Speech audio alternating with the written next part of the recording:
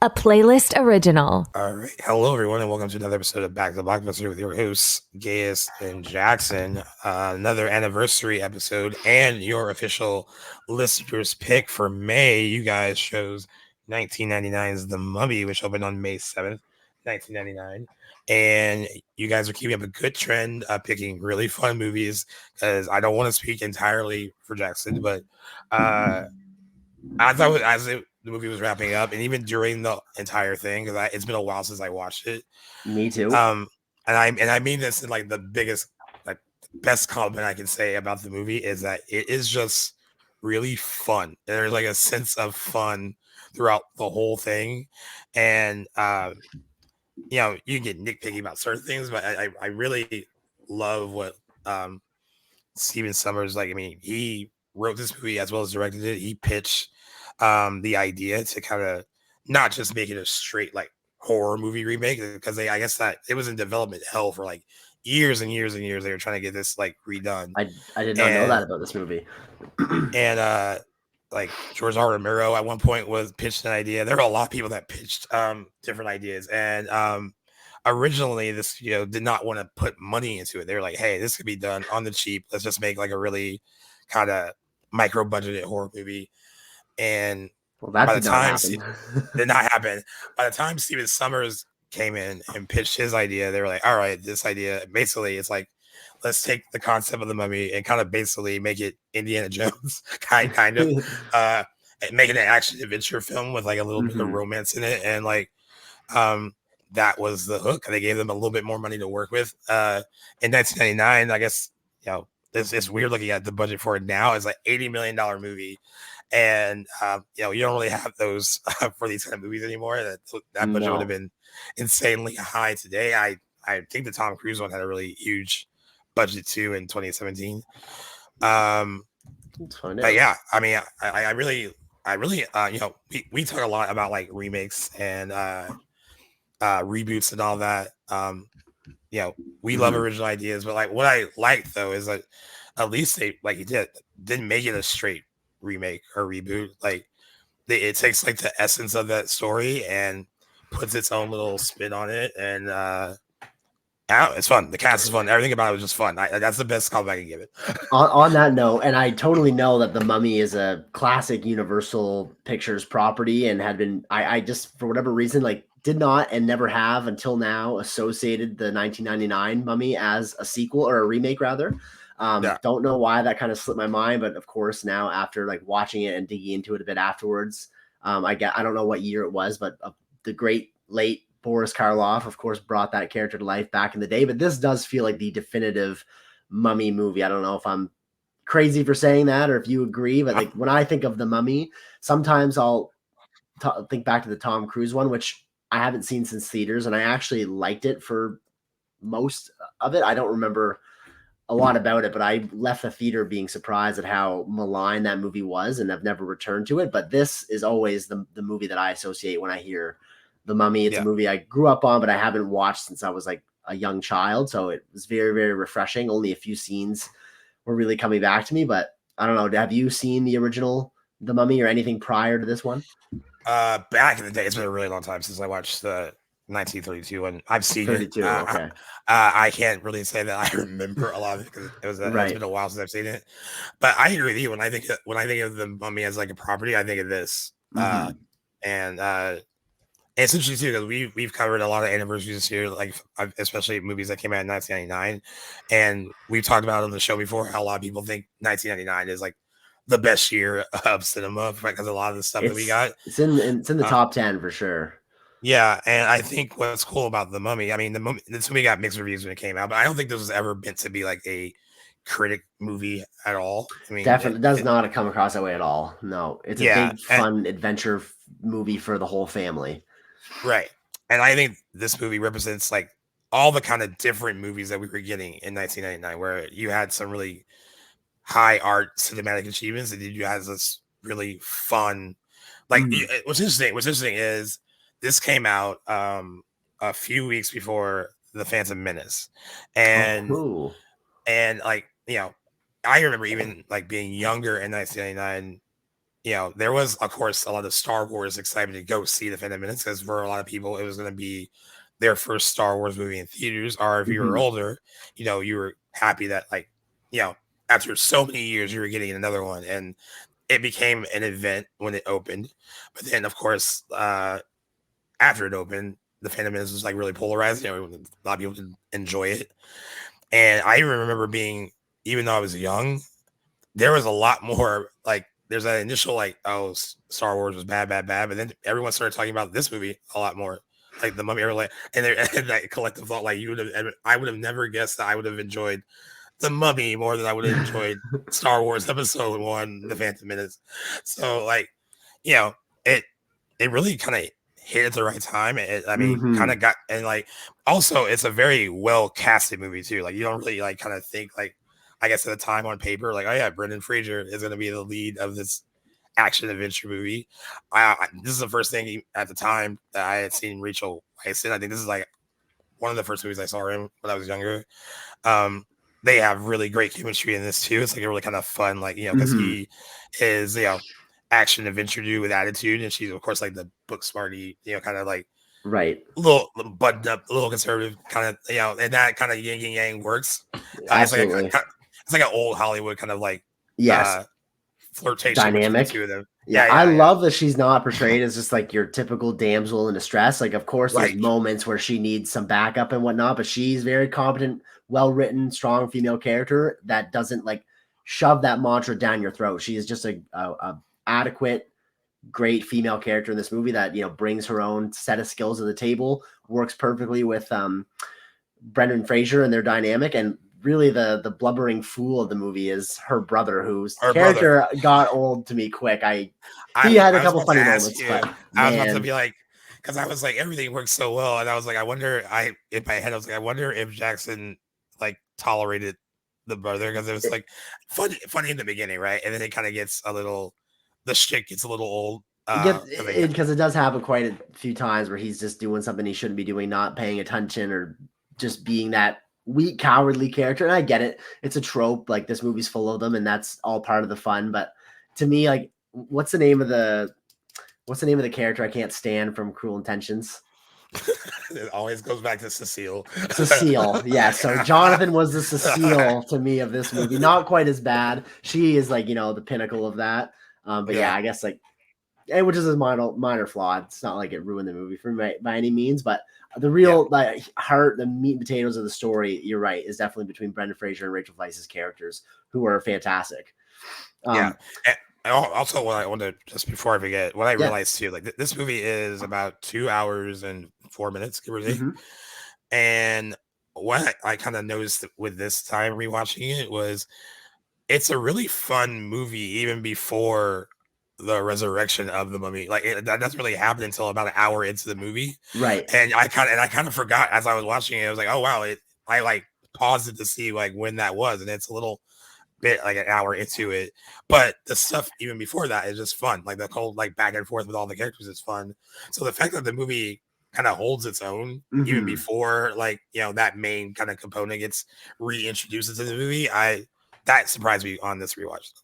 True that. I had completely forgotten about the side plot, if you will, about the other like competing American treasure hunters that are going at it. Didn't recall that storyline at all. I thought that was a great dynamic. Just made it a little bit more complex than simply, a couple of treasure hunters going after the book and accidentally resurrecting the mummy. I thought it was cool to have a competition amongst them before they even get there, and that kind of inadvertently leads to the real plot of the movie about an hour in. And again, to your point, the first, even though it takes an hour for like really the key event of the movie to happen, it didn't feel like it was dragging or lagging to get there. Like, there was enough to keep you interested. Even if that hadn't happened, it was still a pretty cool adventure movie, all supernatural horror stuff aside. But before we get into the plot and our thoughts about the movie, two things. I just wanted to touch back on Tom Cruise's The Mummy from 2017, which I'm probably going to eat these words on that rewatch and see how bad it really is. It had $125 million budget, so quite, and especially adjusting for the inflation between those 18 years, quite a bit more. And it still did successful, though. According to IMDb, its worldwide gross was similar to the one we're talking about today, it's over 400 million, right under 410 million dollars. So I guess it's really the poor word of mouth and the bad reviews that kept a sequel to that whole dark universe. I was really excited to see more of that. Yeah, it just went up in flames. What could have been? All we have is that like little group shot of what was supposed to happen with all the actors who were supposed to like. It's so funny, like on Movie Web and like other outlets I've written for, that gets brought up. Like some people will share that image. They're like, man, like all the things that could have happened here. I was so down like, for that when it was being pitched. It's just so funny because it just died before it could even like be a thing. Like, yeah. And then, I think the issue with 2017's The Mummy is I think the international grosses on that helped, but it didn't do well enough here in the States. It like only 80 million, yeah. And like, so I mean, Tom Cruise has like, of course, a lot of international appeal, so that's why it did pretty well overseas. And The Mummy as a IP is identifiable all around the world, so that helps. But I think the fact that it kind of technically bombed here is one of the main reasons why it didn't get a sequel, and a lot of critics didn't like it. I mean, from what I remember from it, like I haven't seen it since I saw it in theaters, and that was the last time I watched it. Same here. I do remember that in comparison to the 1999 movie, it's not as fun. And I like that it's more horror lenient. I like that about the 2017 one. So I think I'm looking at it with rose-colored glasses. But yeah, for those that aren't aware, The Mummy came out on May 7th, 1999. It's written and directed by Stephen Sommers, starring Brendan Fraser, Rachel Weisz, John Hannah, and Arnold Vosloo in the title role as the reanimated mummy. It is a remake of the 1932 film of the same name, and the film follows adventurer Rick O'Connell as he travels to the City of the Dead with librarian Evelyn Carnan and her older brother Jonathan, where they accidentally awaken Imhotep, a cursed high priest with supernatural powers. The Mummy was a surprise hit. I'll go into it a little bit more later. There wasn't a ton of confidence, even when they finally greenlit it and made it. Okay. I mean, I guess there was a little bit of confidence. They opened it on May 7th, so there's like it's not like in the heart of summer. And this is 1999, so 99, true summer blockbusters back then weren't really opening until like June, July. Okay. So like this was like the early stages of like, all right, let's kind of push these bigger movies for summer, like earlier in May. How times have changed, because now that's when we're seeing the beginning of the blockbuster season is around this time. There was they had a test screening for The Mummy, I guess, before the movie opened, and it didn't like really test all that well. But Universal was like, hey, I mean, like, we think something can work here, so they actually gave the movie a Super Bowl spot that year, and spent a lot of money on the Super Bowl spot. And what they found out later was that trailer, that TV spot, really resonated with like moviegoers, the people that were watching the Super Bowl that year. They really thought it looked like a really fun take on it, and the end result is a $416.4 million worldwide grosser on an $80 million budget. It was legitimately one of the biggest movies of that year and one of the biggest surprises of that year. Of course, when a movie is successful, it spawns sequels, and this one did too. The Mummy Returns came out in 2001. Also fun. It is bigger and you can clear that it's clear. Like, I love when sequels where you can tell like, we had that one surprise hit and now we like are confident. The Mummy Returns has a lot of like confidence. They kind of like, going into it. It is bigger. It's, there's a lot more going on. The Mummy Returns might also be a little bloated with a lot of stuff going on, but from what I remember, it was also fun. I did not like it. And then the Mummy Tomb of the Dragon Emperor came out in 2008. I haven't seen it. Full disclosure. So I don't even know. Heard of it? Yeah, the title rings a bell, but I think I've seen The Mummy Returns because there were sequences from that movie, I'm guessing, that I was expecting to come up in this one that didn't. So I'm assuming that's a sequel I've seen, because the other one, the name is the only thing that rings a bell. And then what one are the spin-offs then? The Scorpion King, are those related to the Mummy universe? Yeah. How does that work? So in The Mummy Returns, which is so crazy to think now, but that was Dwayne "The Rock" Johnson's first movie, was The Mummy Returns. Yeah, that small scene in The Mummy Returns, and then also a really bad CGI version of him later that in the movie. is infamous. Yeah. But that one kind of cameo, I will call it like extended cameo, kicked off his movie career, and they kind of they gave him the score. They gave him the Scorpion King after that, and that was a prequel that came out in 2002. I do want to ask you, do you recall when you first saw this, and what was it like? Do you remember kind of how you felt about it then, and like what are your thoughts on it now? So I definitely wouldn't have been able to tell you when I first saw it. I could kind of pinpoint a little bit. I was only 11 months old when it came out in theaters, but it was something I definitely remember watching from my childhood, like with some like young like kid friends of mine huddled around the TV at night, like growing up. I don't think I would have seen this since maybe sometime before I was 10 years old. So long time. I always remember the movie fondly as being a great adventure, and I guess admittedly probably thought it was a little scarier back when I was a kid, obviously, because I was surprised to see how much more of like the adventure aspect of the movie is like so much more dominant over the horror and supernatural aspects, because that's what, and I guess after the first act or the first hour of the movie, it definitely leans more to the supernatural, but the whole time it had that vibe of like an Indiana Jones movie, which is a lot of fun, but I just always associate it more as like a horror movie, which maybe at the time it was, and I think it was marketed more and like, or appealed rather to families and kids and everywhere in between with its PG rating, which you know how I feel about that. That was something that I want to get into a little bit later. But to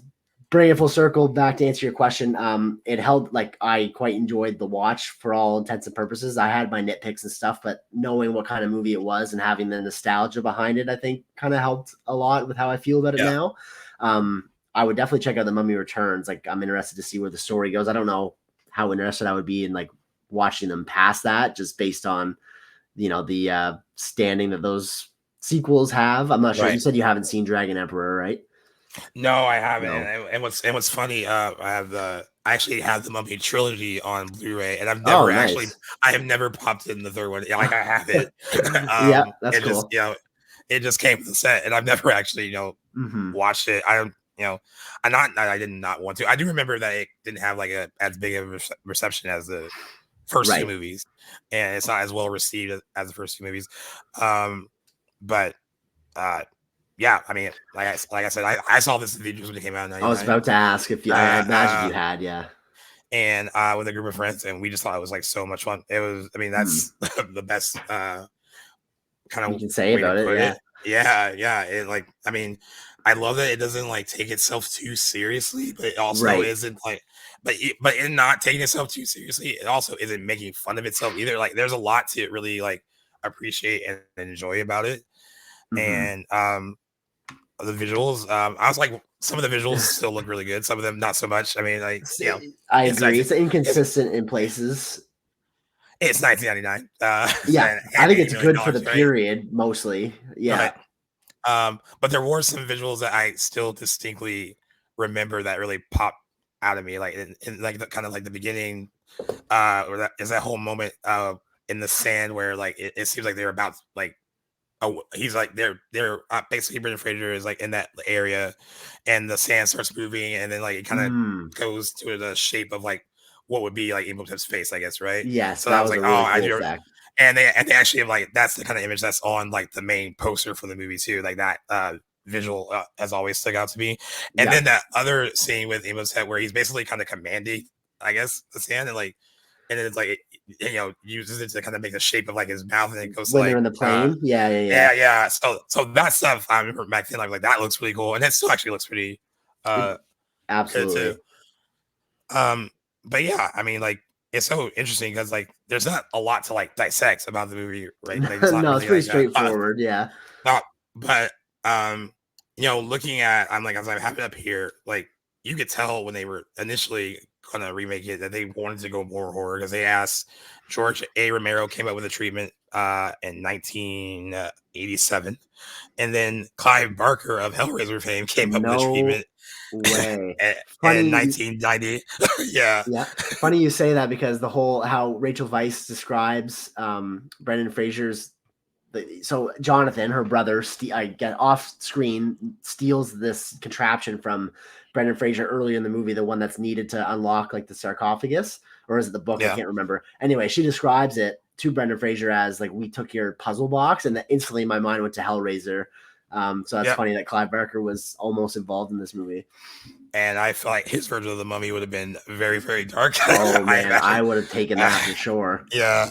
And then they also approached Joe Dante at one point, who you know from like the Howling, Gremlins. Yep. and so like I mean, while it's kind of interesting to think about what these kind of more horror related tastes could have been, I also can't imagine this being any different than what they. I mean, I think Steven Sommers had the right idea to not. Yeah, I mean, I don't not strip it of all the horror. There is some stuff in it that where you can tell that there's supernatural elements in it. There is some horror influence in it, but I think the best idea was to kind of lean into it being an action adventure movie and kind of selling it more on like the kind of like the romance plot too between these two characters as well. Like that was like the best way to go. I know like you were just saying that, you know, what could have been with the more horror related treatments, but like, you know, as looking at it now, do you think like the action adventure take was the best take to take with this movie? In the sense that to command all the box office dollars it did, and to have families be able to bring out their young ones to watch it and to still hook a more adult mature audience, yes, like it's very much appeals to everybody. I think it and it kept the PG, so it's like I said, it's a movie that's fun for everybody, and I'm sure it was probably marketed that way at the time it came out. And still, like I like what I appreciate about this movie is that while it's definitely like shy on some like, but there could be moments. I think if this was handled by somebody else, they might have went a little bit more violent or gory or scary. But like, there's enough. I don't feel like we get PG movies that kind of have this level of like violence and scares in it these days. So even though it's PG, I think like that really worked for the time, and I kind of felt nostalgic like watching a movie from this time period and like how much that rating category has sort of changed. But I think like there might be a version of this movie, you know, in a parallel universe that's more like small scale and more horror based that I would probably enjoy more. But I think for all intents and purposes, appealing to the most people as possible by making it PG and more of an action adventure than a straight up horror was probably the reason this movie became so successful and had that international appeal. But I would love to see a more small, tight knit horror movie about a mummy, like maybe an A24 or something. I think there's a lot of rich material that could be made in this, but for this franchise spawning movie, yeah, absolutely. I think that was the right way to go. It felt like this kind of filled the void that the last Indiana Jones had left behind. It was 10 years since The Last Crusade in 89. So and those movies were wildly popular too. So this movie felt like it was kind of filling a gap in that market that was absent for the 90s. I feel like that probably led to a lot of people being interested in seeing this movie, seeing the parallels. But something I wanted to mention earlier is I know like what a missed opportunity it would have been to have a crossover between Indiana Jones and the Mummy series. Because how cool would that have been, eh? Because like kind of a similar time period. I think the Jones movies take place in the 40s, right? And then this is like late 20s, like, and they're both archaeological adventure, supernatural leaning stories. Like, just would have been so cool for them to have kind of met up, like Alien versus Predator style.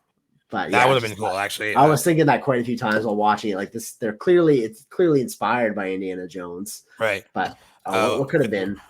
With that train of thought, Jackson, you were thinking like a studio executive. Like, how can we combine these two IPs and make it work? Yes, I am. And also interesting. I know I brought up Star Wars, but like, you know, I don't know if you heard what George Lucas said. I think it was over the weekend where he basically at Con. Yeah. And you know, even Star Wars fans were like didn't agree with him, but it's coming from his mouth. Like he point blank, especially with the prequels, said like they were kids movies. They were made for kids. That is like what he kind of went for. Now that didn't work. What's funny is that like he was making a movie that was supposed to appeal like from his point of view to kids and families, and that didn't really work. And then you have this, like you said, like, you know, by stripping of the horror, you do mix out on like a certain audience that would like not be able to see it. Like it was a straight horror movie, but this was able to appeal to everyone, to kids and adults. It wasn't too scary, so it wouldn't frighten kids. So it's like it was really it hit all of its quadrants, I think, like as being like being a fun family movie without being a cheesy fun family movie on top of that. Exactly. And I think you're right. I think there was kind of the absence of having something like Indiana Jones. Like there was like, action adventure films are fun that way because you, as you're watching it, feel like you have a sense of action and adventure while you're they make Definitely. if they're really good, they make you feel that way, and that is what this one did. I mean, like it really. I just love it. I think having Steven Summers having written it and then directing it, like he Yeah. knew exactly what he wanted his version of this to be, and you can True. tell, like I would assume like from his development of it to the finished product is exactly what he pitched and what he wanted, and like that, best thing you can say about it. Like, yeah, it's Totally. Now you did say there were some things that you could nitpick.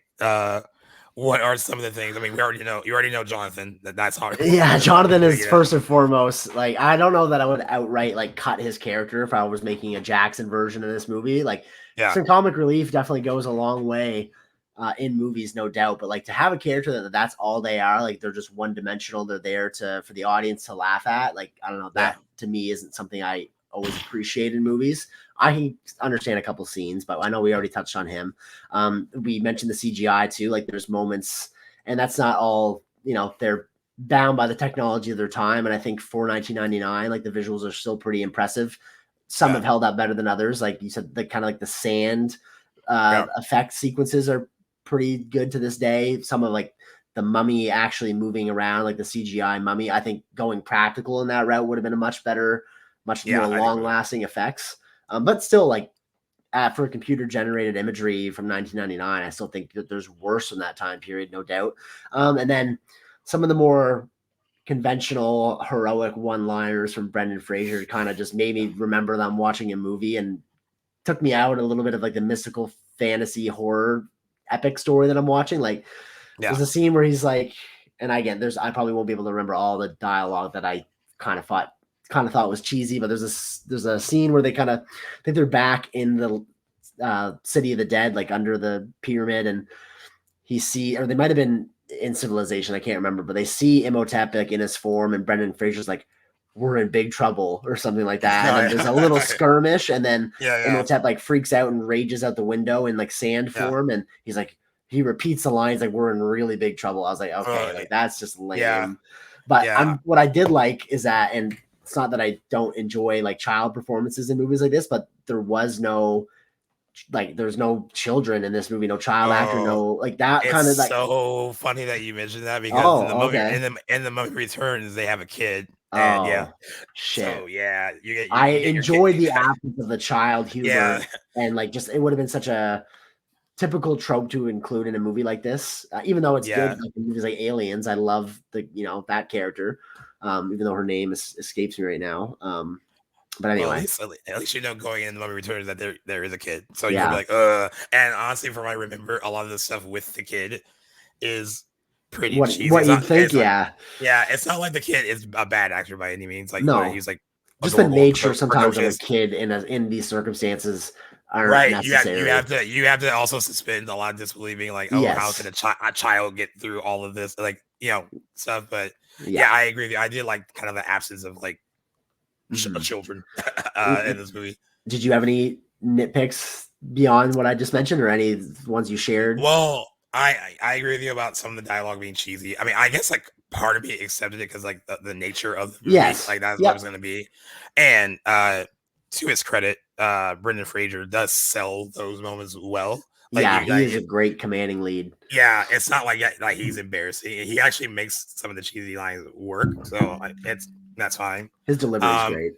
I do think it's too long. 2 hours and 4 minutes for this is like really long. Hour 45, I think would have been perfect. That would have been like a sweet spot. I agree. Think, for this movie. It's not like it gets boring by any means. It's just like it didn't. I don't think a movie like this needs to be that long.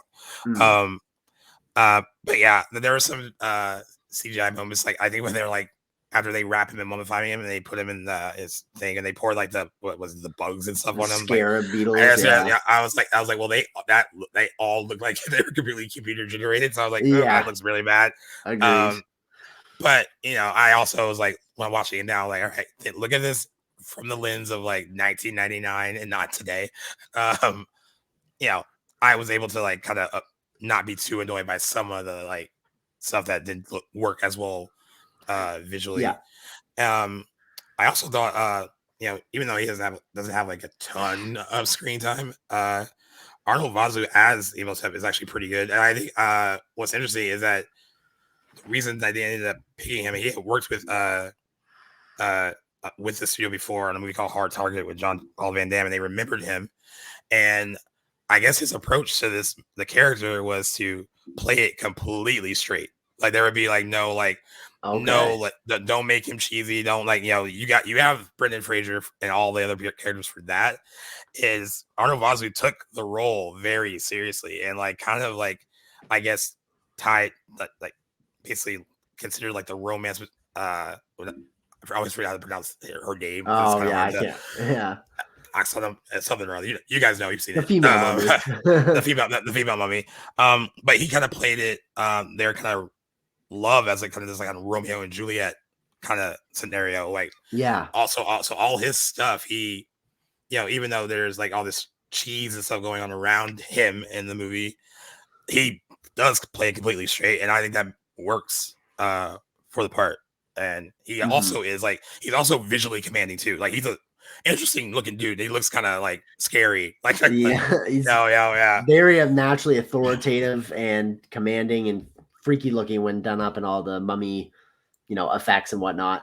I was trying to figure out, like, I always associate him with this movie and like his look. I wouldn't have been able to tell you his name though before watching it today, but he has a role in Blood Diamond. That's what I was thinking that I knew him from too. I know him from that because I've seen that movie like 10 times, but he is great in this movie and on the nature of his character and like the love angle of the mummy, like prior to like the modern day events of the movie. I think that is such a great foundation for his motivations instead of rather, the main characters. I think a lesser movie would have had our main treasure hunting characters stumble upon his tomb and accidentally release this kind of ambiguous evil into the world. I love that what he's after, what he's trying to accomplish before the movie gets going. And it's not like that he's just a baseless, unnecessarily evil being. He like has motivation that's completely universally understood, like just trying to reunite with the love of his life that was cruelly taken from him before he was, cursed for eternity. I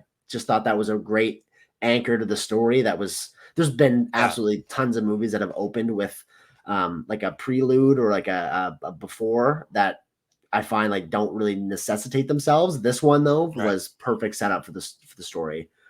Right. And what I will give credit to with the opening and kind of it does set the tone, at least like tonally, about how the movie is going to go. Like I think in any other circumstances that kind of like the actor Oded Fur who does like the narration and all that stuff for the opening, basically, well, it could have been really cheesy and bad, but it's just like it sells it well, like going into it, like right away.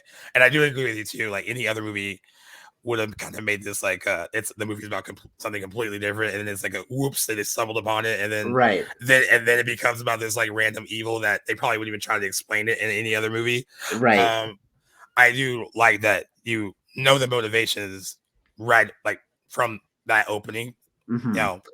By the time they do resurrect him, and that is something that I think Tom Cruise's The Mummy also did well at the time. Like I enjoyed the motivation behind or the fear behind the mummy in that movie. I always remember enjoying the backstory. I'm a little fuzzy on the details now, but yeah, I'll give that movie some credit too. And oddly enough, it's funny. This role was actually offered to Tom Cruise back in the day. Wow! And he turned it down. What was he doing back then? Mission Impossible 2 or something like that? I guess that movie came out. I think Mission Impossible 2 came out in like 2000. I think so. Like that, maybe he could have been shooting that. It also considered Brad Pitt, Matt Damon, and Ben Affleck before it went to Brendan.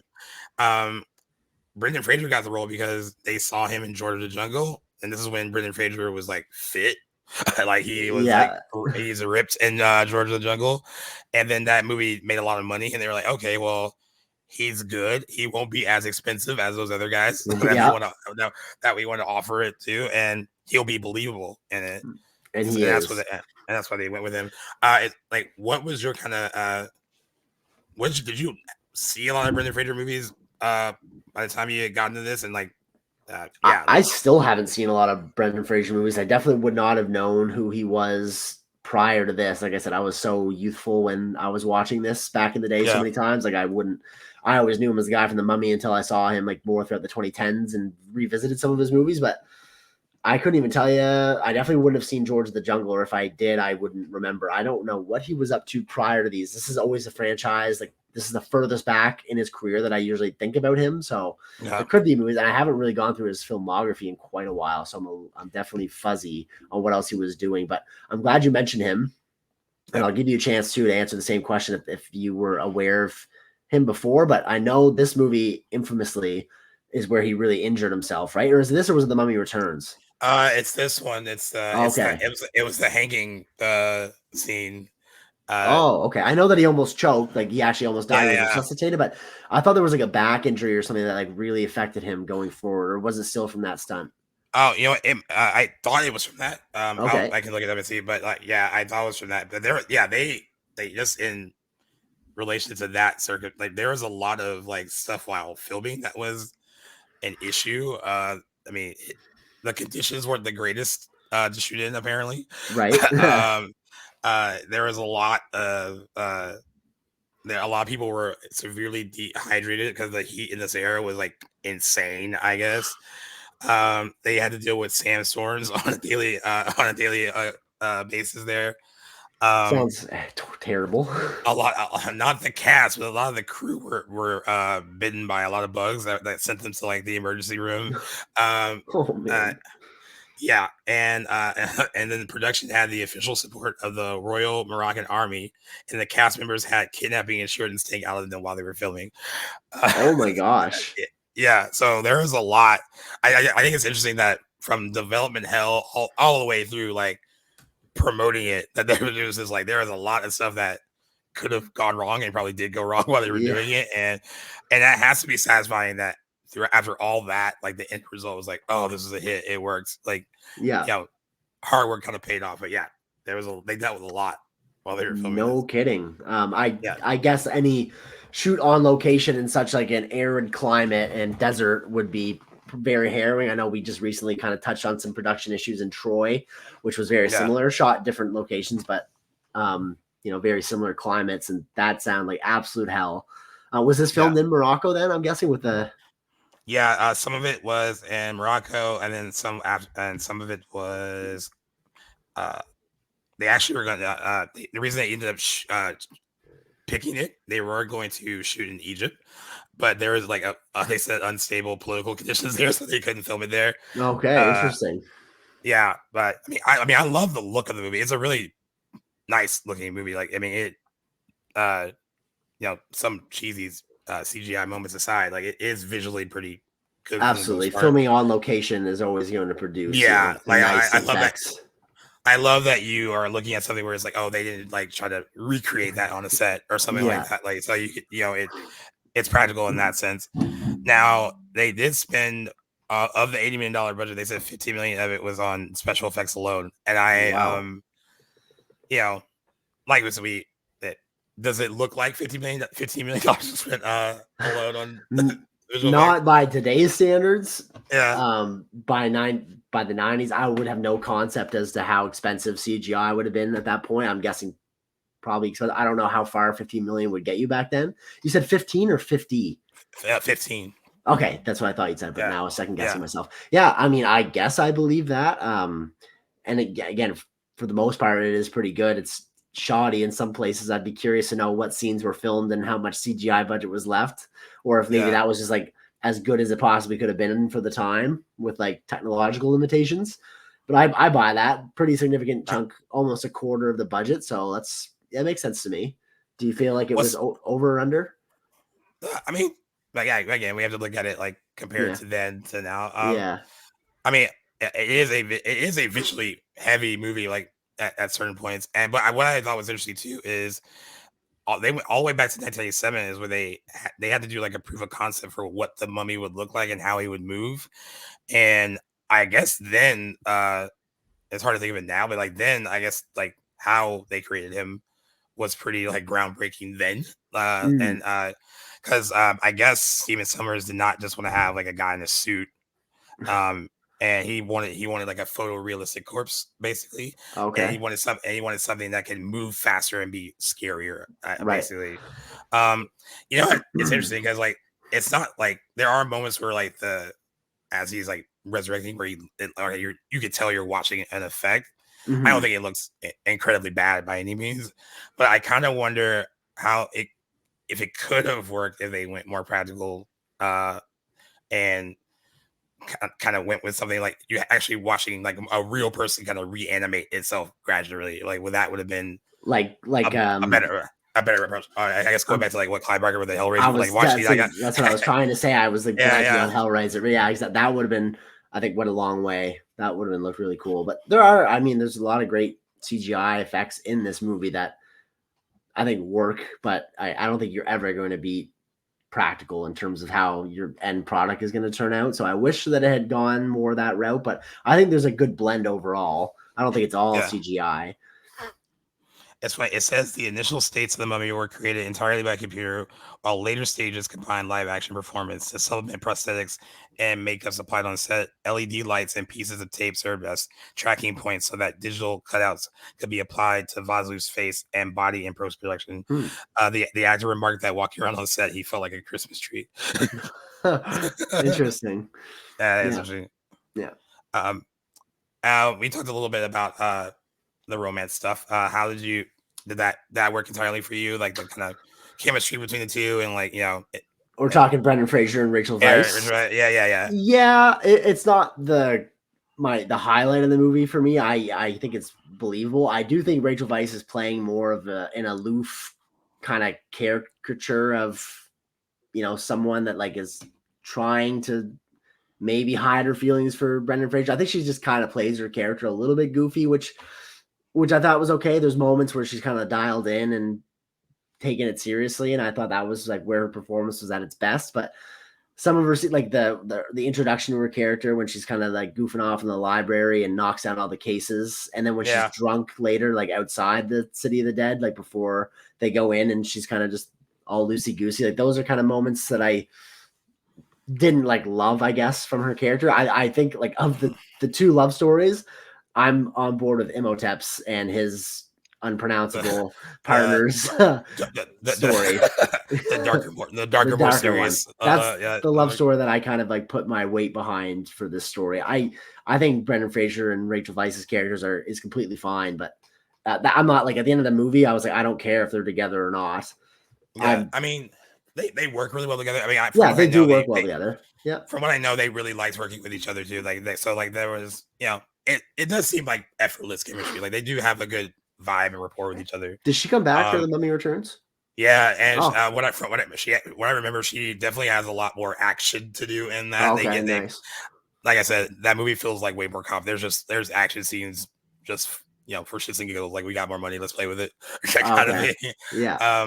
But yeah, she definitely has more to do in that sense, where she's less aloof and kind of flighty and more like action driven in the second one. Nice. But yeah, this was the first. I think that was the first thing I saw her in. I mean, I know she won an Oscar later in her career for like The Constant Gardener and stuff, and then there's stuff I've seen her pop up in since this. But like, it's funny. Like, if you were to like, hey, like name one movie with her that stands out, it was always this one. Was she an Oscar winner before this or after? No, after. Yeah. But yeah, she's quite good. And then like I know we touched on Jonathan a little bit. I think the point, right, is to have like her be like the book's smart sister, and he's like the bumbling idiot, and that they were supposed to kind of counteract each other, I guess. And I think that works if that's what they're going for. Yeah. However, I mean, you basically have that with her and Rick too. Yeah. Kind of where they're so different that's why they're kind of like at odds, and then that's why they like each other. So like, that's why the whole kind of idiot brother thing like loses his luster kind of early on. Not to say that he's bad. Nolan is not bad in it. I mean, that's the part as written. And I'm sure there were people that had fun with that character, like, seeing this in 1999. But like, even I at a certain point was like, we could use less of him. And and he is in the second one. So also beware, there's children in him. That movie. Yeah. what were you surprised that it takes almost an hour into it for that main plot of it to show itself again, basically after that I whole thing? was, yeah. I found myself thinking like, hey, I didn't feel like the movie was dragging, but I did find myself wondering when the mummy aspect of the movie was going to come into play, and I guess I owe Yeah, that to forgetting about the whole side plot with the competition between them trying to get to the city of the dead first. Which right. again I thought was quite interesting, and his run-ins with Benny and how he keeps kind of popping up. That Yeah, I think, which lent to the pace of the movie well. But yeah, I did find I also paused once the mummy was kind of first resurrected and noticed it was like right halfway through the movie. I was like, okay, interesting, but yeah. yeah, You're like, oh, you're like, there's the plot. yeah, there we Like, go. yeah, This is what I've been waiting for, but not in necessarily a bad way. yeah. What's interesting too is that I made the comment about how Wazoo has what appears to be limited screen time, but he actually was.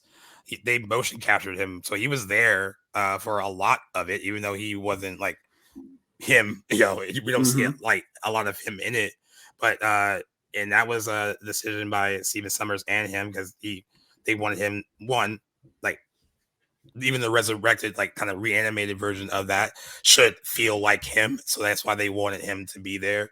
Okay. And I think that's why that performance is probably more present than it seems because he actually was there much more than like we probably give him credit for. But yeah, he was completely invested uh, in doing it. And they wanted, like I said, they wanted to make sure that when the audience was watching that it would feel like they were seeing him, even if it wasn't completely him with the motion capture. Um, wow, and it's so funny too, because motion capture has also come a long way since like Yeah. 1999. Even just a few Too. years after with Lord of the Rings, I feel it's Rings, much yeah, better yeah, done. Yeah. yeah. Um, I so why haven't you actually haven't seen the movie Returns? It's just something you hadn't really thought about. Literally Jumping not into. on my radar even at all. I don't know why. I never come across Okay. these movies. I've never had the itch. Like, even if we weren't covering this for the anniversary episode, I don't know really when I would have come back to this movie. Just kind of, there's so Yeah, many out there, so many other ones. I just feel like I need to kind of get under my belt that this has kind of slipped through the cracks. And as such, so has the sequel. But now having seen this, I'm more inclined to probably seek out The Mummy Returns. yeah. It's kind Yeah. of funny that you're like, nah, that first one was fun. Then like there's a sequel, and you're just like, I was eh. just like so young, I wasn't even really considering these. Like, I've seen so many movies in between these watches that they kind of just get pushed to the wayside sometimes. But is there not like is there a train sequence in the second one, or is it like a tram car or something? Because Yeah, I was remembering that sequence and expecting it to be in this one, and then also I think the scene like where they're in the jungle at night.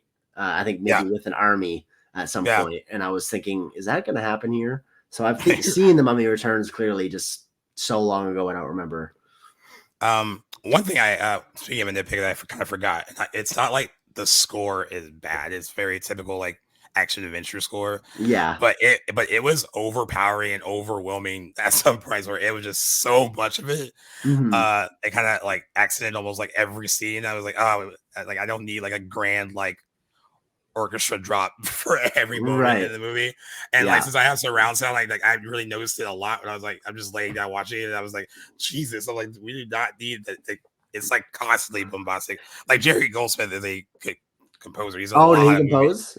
Yeah, in a lot of movies. But yeah, it was like it's very like you know very heavy on like the music a little bit. Yeah. That was like Only one thing time I that really noticed. noticed it was during Evelyn and Rick's kiss at the very end. I was like, okay, there's our, You're like, there's a sweeping. necessary. Yeah. Yeah, there's a Yeah. sweeping moment right there. Hmm. Um, and yeah, I point out that yeah, Tess Holliston's reacts important to the film's title as well. So this is a big deal, because they're like, okay, we call it The Mummy, and when we're selling an action adventure film, everyone's gonna think it's a horror movie. And I guess they kept going back and forth on like how they could title it without titling it that. And I was Oof. like, I well, don't know what else you'd name it. um, and then I guess like the marketing president at the big issue was like how do we get them to see it and like no it's not going to be like an old school horror movie like the original was.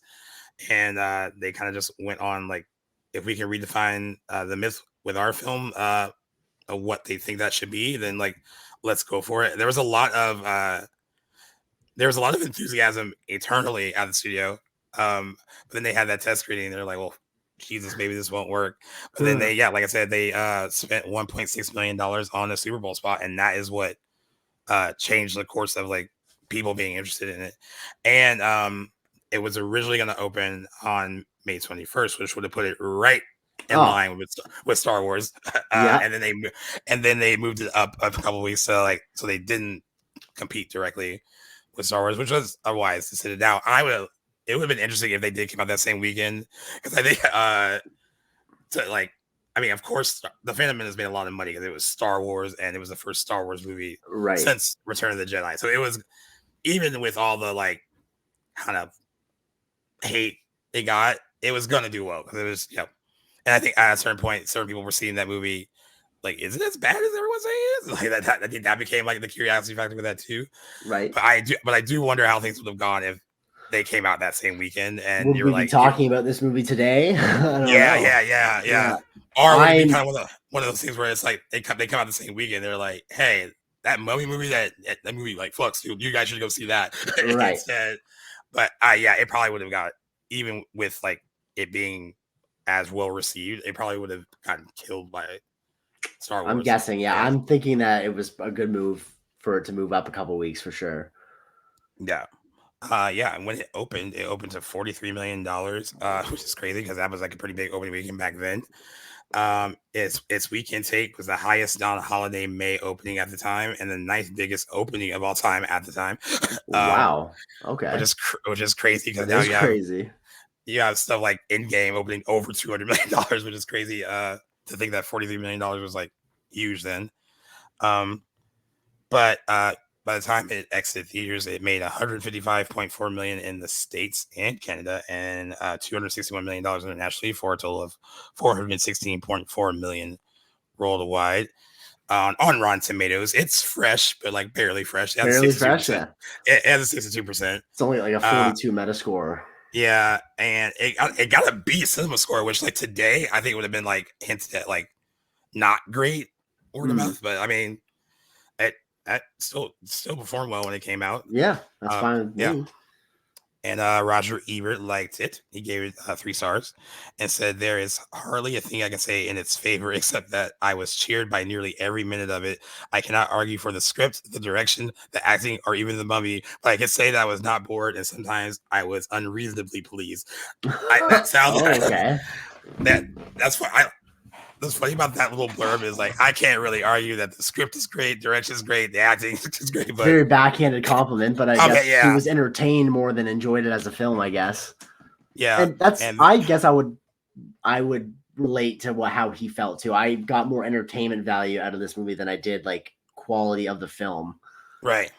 The New York Times called it a breezy crowd pleaser, and the AV Club at the time wrote that the film's attempt to create a big Indiana Jones inspired action film felt forced, and the result was unsatisfying. I don't really agree with that per se. I think it doesn't feel forced by any means. I think it works. If you were going into it, maybe trying right off the bat to compare it to Indiana Jones, maybe, but I think that's doing a disservice to the viewing if you're going in trying to compare it. I think there's definitely parallels, but it wasn't until like well into the movie that I was kind of noticing the Indiana Jones similarities. By no means comparing them. I just think that's shooting yourself in the foot. Yeah. And for the 20th anniversary, when it turned 20, Maria Lewis wrote in the New York Times, it said, "The Mummy should not have been a success as yet another period adventure film coming after a decade of failed period adventure films. Its connection with audiences, if not critics, was down to its successful blend of heart, humor, heroics, and horror." And she declared it a pivotal blockbuster of the 90s. I mean, I can agree with that sentiment. Like, we were talking about 1999. I mean, like, there were just so many different types of movies that came out that year. And in its own way, this being released at that time was like the right time. It felt like, totally. Yeah. And it's so interesting too, because like, you had The Matrix like a couple months before this. There's a lot of stuff going on that year. Absolutely. And like, kind of could whet the appetite of like almost every moviegoer that was like, hey, I want something artsy, I want something fun. There's a lot of that in 1999. It was like something for everybody. Always nice to have options at the box office. Is there anything else you want to kind of say about the movie as we're getting Um, close to wrap it up? Overall, I guess I think I got everything out that I wanted to say. I think like my score is positive. I think I would have enjoyed this movie if it kind of lent more into like the higher or like more not higher rating in terms of like enjoyment, but like if it was more leaning towards a rated R and leaned a little bit more into the horror, I think this would have gravitated towards me a little bit more. But I think it's totally held up 25 years on. Very much an exciting adventure. It gave you everything that you really kind of wanted out of this. Again, like it's enough. I think it speaks for itself. I'm interested in seeing the sequel. I don't know. That came out in 2001. Maybe we'll cover that in a couple of years. I would totally be on board. Yeah, overall, pretty good. It honestly, it also makes me want to watch the Tom Cruise one again because I want to see for myself where all the. I don't think I was looking at that movie when it came out with as much of a critical eye as I would today. So, Yeah. Overall, I think it's kind of inspired this interest in me in kind of revisiting some of the Universal monster movies. So I'm appreciative of it for that. Cool to see Brendan Fraser back in the day prior to his blacklisting from Hollywood. It's always nice to see a good early performance from him, and I had a lot of fun with it. Yeah, what about yourself? And I'll let you start off with your rating too. Yeah. By the way, as I'm watching it, I was like trying to think about like, okay, what will I rate it? What would I rate it? And I kept fluctuating. I was like trying to rate it on like, yeah, there's some cheese stuff. It's not like a great movie by and by great I mean like it's not like supposed to be like cinematic gold. Yeah, it's not going for best picture or anything. Yeah, no. yeah. It's not Goodfellas, guys. But like I was like trying to like figure out how I should rate it. Yeah. And that's when I was thinking like we go back and forth on this all the time. Like, are you rating it? Can you rate a movie just on entertainment value alone? And I was like, okay, maybe that should be the curve it's rated on because it is, like I said at the beginning, it is a fun movie. I mean, there's nothing. I was never bored during it, right? And I think it works a lot better than it probably should as well. Mm-hmm. And yeah, I kept fluctuating on what my score should be. I think you probably were more certain of like what yours is going to be. I guess so. Yeah, I've also been fluctuating, and I think I got my number now. All right. I hate to do this, Yellow, that you go first. Okay. I'm putting out like a solid 3, like a good 3, like over the half mark. That's where I was debating 3.5, and I'm just like thinking of like other movies that I've given 3.5 that I definitely like more than this one. And but yeah, no, I enjoyed it. It's at that 60% for me.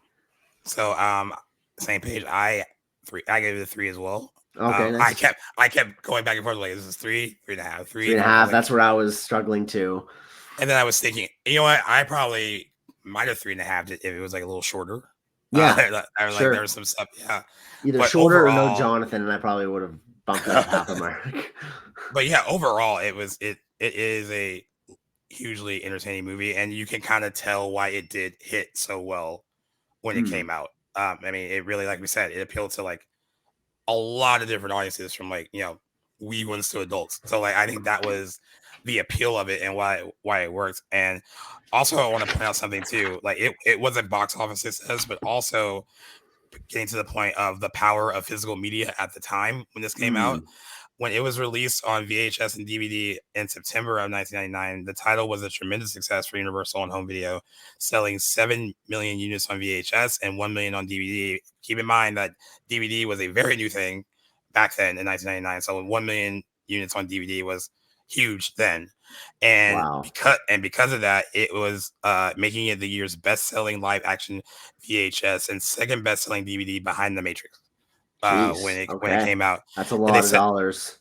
Yeah, they said the Mummy's performance on home video helped Universal gross over 1 billion in home video sales that year. Which is like crazy how much has changed with home physical media now. But yeah, so like not only was this a huge summer hit when it came out, it became an even bigger hit when it was released on home video. And I think that also kind of sold them like, oh yeah, let's make another one. Let's see how we can big time. Let's make the budget a little bigger. Let's do a lot, and like almost every single like let's do it again, but like bigger. I feel like that's what if you ever watch the movie Returns, that might be your train of thought. Like they probably just like, all right, every scene from that first movie, but like bigger. And let's throw a kid in there. Exactly. What's crazy too is I understand why. I mean, they're a couple at this point. So it made sense to give them a kid, I guess. But you didn't need a kid in this to appeal to children who saw No, it. yeah. Why would that So need that in the sequel? so the sequel, I do remember that being like kind of unnecessary, and like I said, he gets into situations where you're like, you kind of eye roll because it's like, all right, yeah, I know it's a movie, but Yep. he's like 7 and should be able to get out of these situations, the way he is. And of course, he's very like precocious and like smart Hmm. alecky, and like he's basically a blend of her and him in the character as a Yeah. kid. Okay. Yeah, but yeah, Interesting. um, I'm happy with the. Even though I gave it a 3, I think it's a fun movie. I think I would 100%. again with everyone listening. It was a great listener's pick. I mean, I was happy to like dive into it again because it's been a while since I had seen it, and I was never bored. I was highly entertained. Agreed. Um, I probably will watch The Mummy Returns at some point again to kind of like remember Cap it. it off. Yeah. Remember it Yeah, more. Yeah. and maybe finally watch the third one. I mean, it's in my house. I just never have put it into my player. You let me know how that goes when you get around to it.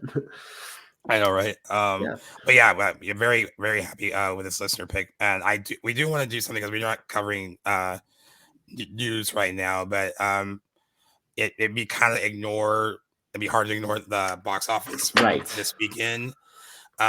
We don't really have anything to predict for this coming weekend because the week after Memorial Day, most studios usually take that off to kind of Mm.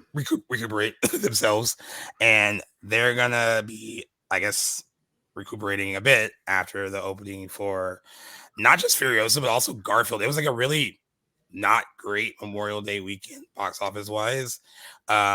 Apparently one of the lowest on record since like 1995 when Casper opened over Memorial Day weekend. Yeah.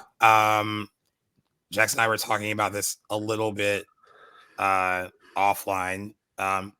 It is a little depressing, I guess, about the state of theatrical movie going right now. I mean, like we got a taste of it with The Fall Guy not Yeah. opening as huge as it should have been. I think word of mouth is catching on with that movie a little bit. I mean, it opened too low to be like a huge success now, but to its credit, it's out on digital and it had a pretty good hold this weekend. So We're talking people about the Fall are, Guy. yeah. Okay. So Yeah. like, but we kind of had that depressing kind of like, ooh, well, is this going to be the state of the summer box office?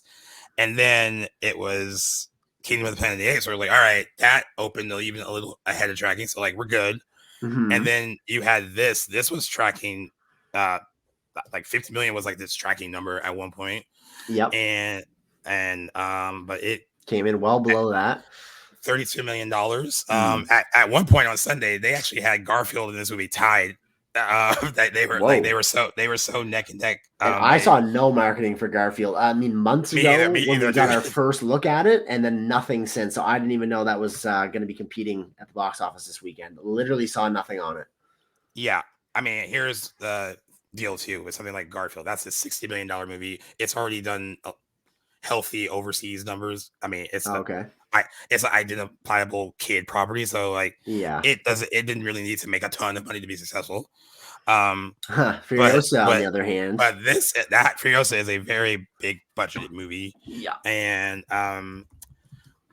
it's not even doing all that great overseas either. Um, I don't really know. I mean, we were talking about this too. What do you kind of look when you look at the numbers for this? Uh, and we're getting into this before you even like talk about who won our predictions because like this, we were both off. Yeah, really by over 20 million, but you did yeah. on the note of that. I went 55, you went 52. So sadly for everybody, I this is sadly yours. won, Yeah, but exactly. Not a uh, victorious week uh, prediction wise. um, but what do you kind of think is the issue here, and should we kind of be? I mean, I guess the upside is you have this really negative box office story, but then you have Deadpool and Wolverine selling $8 million already in pre-sales within the first few hours. So like, there's a sign that like that movie is going to be huge. So Right. so there's still that kind of hope. But like, kind of, what do you look or see when you kind of see what happened this weekend? I don't know. This definitely comes as a surprise because again, like Furiosa is a character that people have seen on screen before back on Fury Road, which was a success. I don't know. Like, I think a big part might be like the gap between those movies and this prequel. Like, it was 2015 when Mad Max Fury Road came out. I don't know why it took 9 years to get this movie on here. I think the nature of it, I don't know. I think it looked like $168 million budgeted movie, which is what the budget came in as. Right. Could the budget have been reined in a little bit more? Perhaps. Probably. I'm not sure what Mad Max's budget was, and this movie looked great. I know they relied a little bit more on CGI than practical effects. Maybe that had something to do with kind of propping that budget up. I was super satisfied with this movie. I really enjoyed it. So I guess not everyone is looking. Maybe I think a lot of the times it comes down to spur of the moment decisions for people and if they're going to go to the theater, depending on what availability is like, what the weather's like. I mean, I felt guilty. I came out of the theater to a beautiful Sunday afternoon, and I was like, I wish I'd spent this time outside, but I was so excited for Furiosa, I wasn't going to miss it. I think that might be something, but I think without a doubt, a lot of it comes down to audiences being now sort of conditioned to wait for movies to come to streaming because they know if I don't get to see it opening weekend, it'll only be 3, 4, 5 weeks before I can watch it on whatever streaming channel, and that is impacting the box office more so than ever before. I mean, this kind of is still a novel phenomenon, like post-COVID, but definitely I think studios and theaters are going to have to change and adapt to this time because I don't think that's going anywhere. I would like to see movies protect themselves a little bit, like the creators and the studios that are financing them and creating them maybe start implementing clauses in if this isn't already done to like bar a streaming release until a certain amount of months after the movie comes out and kind of maintain the trend of old. And because I really don't like what this is doing for the state of the box office. I know it's not the case for every weekend. Like Barbenheimer last year was crazy numbers at the box office, but I think we're seeing it's becoming a little bit more inconsistent, and I believe it all lies on audiences are culpable in this, but it's streamers and what they're able to do with, taking away the box office momentum. What do you think?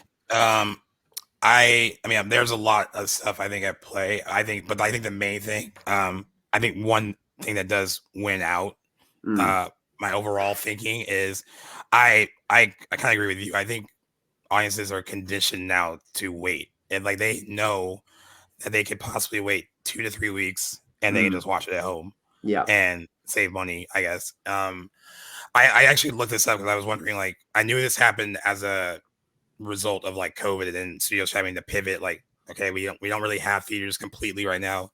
How do we make money? And like, and that became when streaming and VOD became huge because that was the option. Universal was one of the first studios to do this, and their thing was if they had a movie that opened 50 million or more, the theatrical window would be longer. They would keep it in theaters longer.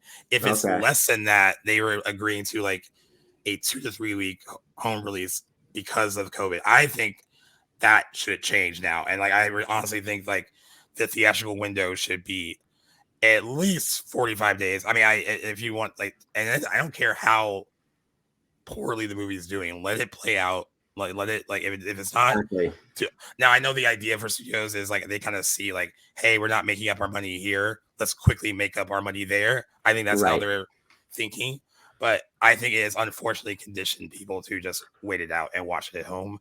I mean, everyone's not like us who like we love being in theater, we love seeing stuff on the big screen, right? For us, like, we have a passion for it because we love movies. For other people, like, sometimes movies is like it's a thing to do, and it's just they have to be enticed with a lot of stuff to get them to go.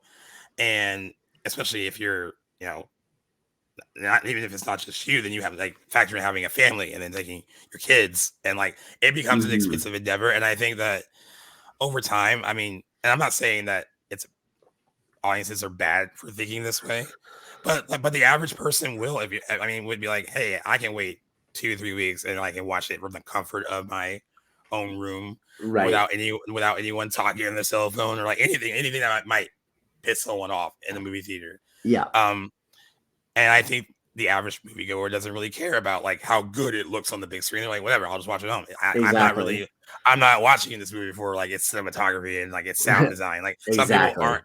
They don't. Everyone doesn't think like we do. So I get it. But it is depressing to see. It's sad because just, that will impact viewers like us that want to go see these things, and we might not have, you know, this abundance of movies in the cinema in the next decade if this trend continues. So it'll absolutely impact cinephiles and people that enjoy the big screen experience if the momentum keeps going in the way that it is. So I don't know. I wish more people would take an interest in seeing things in theaters more consistently, but I mean, it is time, it is money, but it has always been the case. So we are definitely seeing the industry adapt for better or for worse. And that'll always be the case. But maybe, I don't know. I'd like to think that we're just in a little dark age. But yeah, I mean, it's anybody's guess right now. Yeah, and I will say this too. We have we did an episode a while back about the state of like the evolution of movie budgets that it's scheduled to come out soon. And I will also say this, like I know they were kind of like it was following Fury Road, which made a good amount of money. It was well received, award season movie as well. But I mean, we might be beating the dead horse by saying this, but studios have to rein in their budget. I mean, I think something needs to cost 160, 180, $200 million. Like, I mean, I don't like that is shooting yourself in the foot at that point where it's exactly. At least not as commonly as we're seeing them now. Right. I think there are ways to rein in your budgets, and I think studios have to also take that into consideration. But there's a lot of little factors playing into why, you know, things are performing as well as they should. I mean, it is crazy that at one point, like the summer movie, like we're probably going to talk about that a little bit when we cover Batman. Like Batman, when it came out in 1989, they look at that movie as like the first big example of how you market a tentpole like summer movie. Like that defined what a summer movie was in 1989. And now I don't think that summer movies now have that same like appeal, like wide reaching anymore. Right. You know, you got, I guess also too, we have to figure out how to make certain movies, even if they're not based on like IPs or reboots or sequels. We have to find a way to make these movies feel like events. I think that's another and that would help. That's a studio prerogative. It's all in their court. Right. That's a marketing thing. That's a lot of that's them. Like they have to they are dropping the ball. They are not they are so far from the mark, and they really need to pick up the game. You're completely right. We do need to find how to make sort of innocuous movies that aren't big franchise related IPs be worth going to see. And that comes down to the marketing and getting the word out about a movie. And that comes down to a studio's marketing team. And it seems like they don't even bother trying these days. Yeah. Well, they don't pay us the big bucks, so we can't figure it out, but we will gladly talk about it and hope for the best. We know it works. We arguably see probably more movies than the average studio executive, so we know how it could be done. But you're right. We're just here to comment. Yeah. We're just wrapping things up here. Thank you guys again for making the Mummy the listeners' pick for May. That was fun. We're heading into June with some fun anniversaries as well. I think Jackson, you said you posted it on That's right. Instagram now, so it'll be up by the time you hear this. Yep, the polling will be done by the time you're hearing this episode, but usually by the end of the month, stick to our Instagram and you guys can have a chance to vote on what you want the listeners' pick for that month to be. So thank you guys who voted for the Mummy. This has been episode 175 of Back to the Blockbuster, another anniversary episode wrapping up for the month of May for you guys. Again, thank you for everyone who voted and took the time to listen. We appreciate it. If you want more content like this, you can find us anywhere on social media or wherever you guys listen to your podcasts at the handle Back to the Blockbuster.